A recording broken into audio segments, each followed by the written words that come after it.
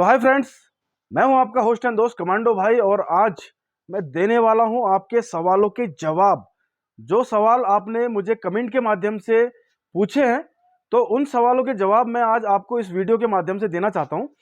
तो मैंने नोट कर रखे हैं, मैं जरा डायरी ले लेता हूं। हाँ, तो एक भाई साहब हैं जिन्होंने सवाल कम से कम 2 से 3 बार, कई बार मुझसे पूछा। तो मुझसे पूछ रहे हैं कि गाड़ी के अंदर जो डॉग के बाल होते हैं, डॉग के, कैट के या कोई भी पेट एनिमल के बाल आपकी गाड़ी के अंदर हैं, तो आप उसको कैसे रिमूव करें। तो इसका एक सीधा सा उपाय है कि आप वैक्यूम क्लीनर में इस प्रकार की एसेसरीज लगती है, ब्रशिंग वाली। तो ये काफ़ी अच्छी तरह से गाड़ी से जो डॉग के बाल हैं उनको बहुत जल्दी और क्विक निकाल देती है। ये इस तरह के आते हैं, तो आपने अपने वैक्यूम के साइज के ये मंगा लेने हैं। ये अमेजोन में भी अवेलेबल है। और या फिर आपने इस तरह के ब्रश जो आता है, इससे गाड़ी की डस्टिंग करें और इससे सारे ब्रश के बाल सीटों में और जो दाएं बाएं हैं इससे इकट्ठा कर सकते हो, फिर वैक्यूम से खींच सकते हो। अगर आपके पास वो वाले ब्रश नहीं है तो आप इससे एक साइड इकट्ठा कर सकते हो और उसके बाद वैक्यूम से खींच सकते हो। और अगर आपको इससे भी ज़्यादा शॉर्ट चाहिए कि आप चाहते हो यार मुझे ना ब्रश करना पड़े ना वैक्यूम करना पड़े, तो इसका एक उपाय और है। एक आता है क्लीनिंग जेल, एक ब्लू कलर का डब्बा होता है। तो यहाँ पर मैं वीडियो चला दूंगा, तो आप देख सकते हैं इस तरह का एक क्लीनिंग जेल आता है जो आपके एसी इवेंट में जो गंदगी है, जो आपके गियर बॉक्स के पास गंदगी है, जो आपके डोर हैंडल में जो होते हैं, जितनी भी गंदगी है वो एब्जॉर्ब कर लेता है। और डरना मत कि वो चिपकता, मतलब कहीं रह नहीं जाएगा, निकल ही जाता है पूरा अपनी जगह से। तो आप इसका भी इस्तेमाल कर सकते हैं। तो दूसरा सवाल हम देखते हैं।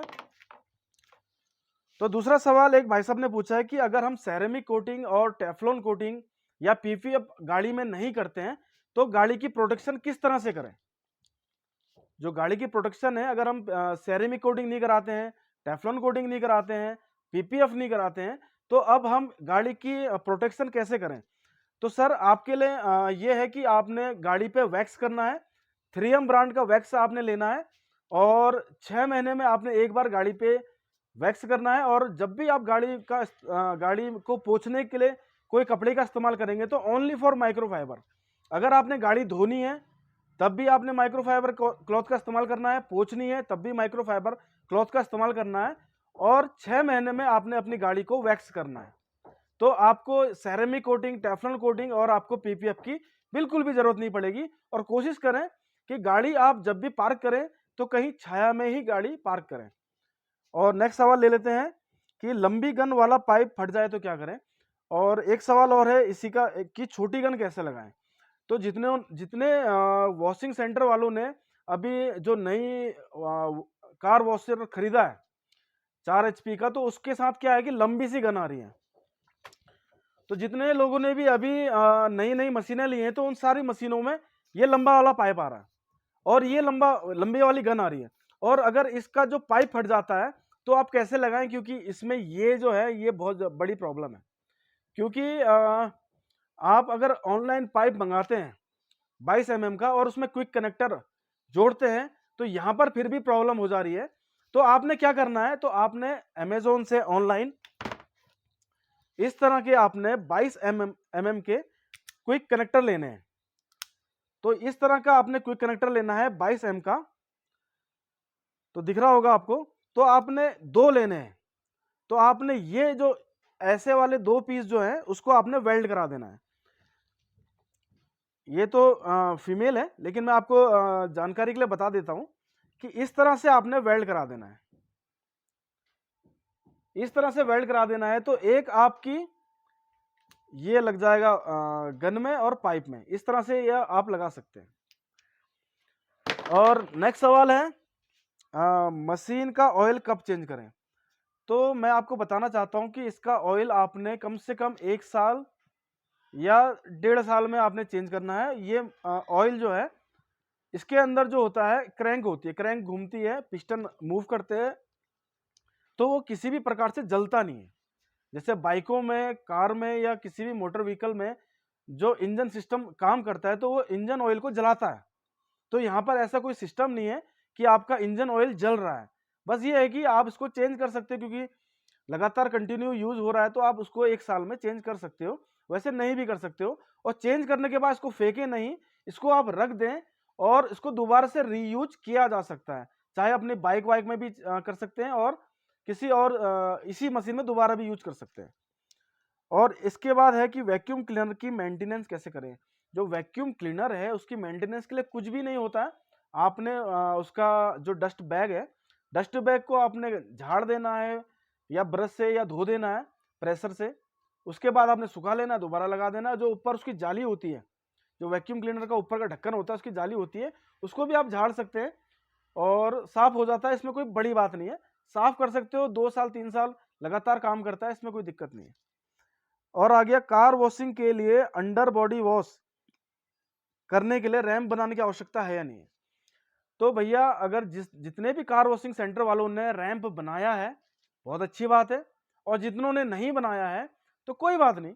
आप अंडर बॉडी वॉशिंग, एक टूल आता है, टायर लगे होते हैं, 4 नोजल होते हैं, उससे भी आप अंडर बॉडी वॉश कर सकते हैं। आपको रैंप बनाने की कोई जरूरत नहीं है। और हाइड्रोलिक मशीन जो लगाते हैं भाई साहब, उसका खर्चा बहुत ज़्यादा है।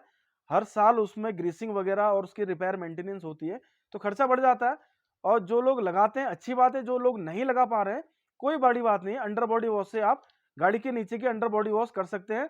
और आपने साथ में अपनी प्रेशर गन से भी डीप क्लीनिंग करनी है उसमें। और आ गया बाइक के रिम और चैन और बॉडी में चैन ल्यूब को कैसे निकालें।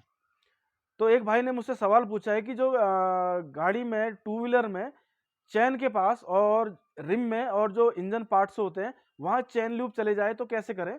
तो जो भी आपके पास इस तरह की गाड़ियाँ आती हैं जिनको ज़्यादा ऑयलिंग करते हैं, जो लोग चैन लूप का ज़्यादा इस्तेमाल करते हैं, तो उनसे आप एक बात ये कह सकते हैं कि भाई साहब जब भी आप वॉशिंग करने आएँ तो साथ में चैन क्लीनर भी लाएँ। और जिस जौन सी ब्रांड का आप चैन ल्यूब इस्तेमाल कर रहे हैं उसी ब्रांड का चैन क्लीनर भी लाएं। अगर वो ऐसा नहीं करता है तो आपने क्या करनी है, डीजल वॉश करनी है। प्योर डीजल लेना है, डीजल में किसी प्रकार की कोई मिलावट नहीं करनी है। जैसे कई लोग कैरोसिन मिलाते हैं, उसमें तारबीन का तेल मिलाते हैं, कुछ भी मूव ऑयल मिलाते हैं, कुछ लोग सर्फ मिला देते हैं।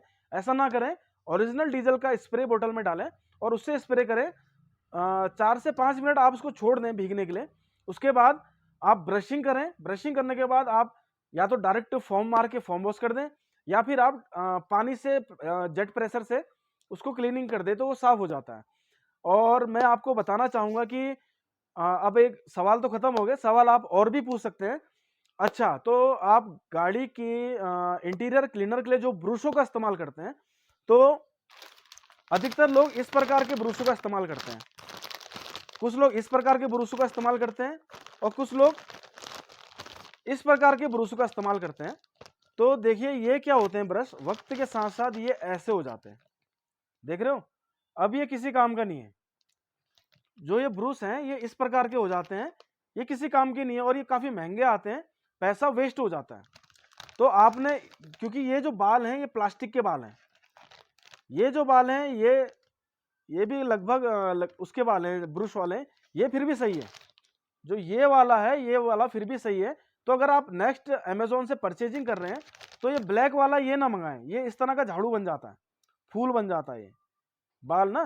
तो आप इसका एक तरीका है, आप इस तरह के जो 30 रुपए के पेंटिंग करने वाले ब्रूश आते हैं 2 इंच का, ये ले सकते हैं एसी इवेंटों की सफाई के लिए, बहुत बेहतरीन होते हैं। पॉलिश का स्प्रे इसमें करें या एसी इवेंट में करें, उसके बाद इसको ऐसे ऐसे करके झाड़ें, झड़ जाता है, काफ़ी अच्छा होता है ये ब्रूश।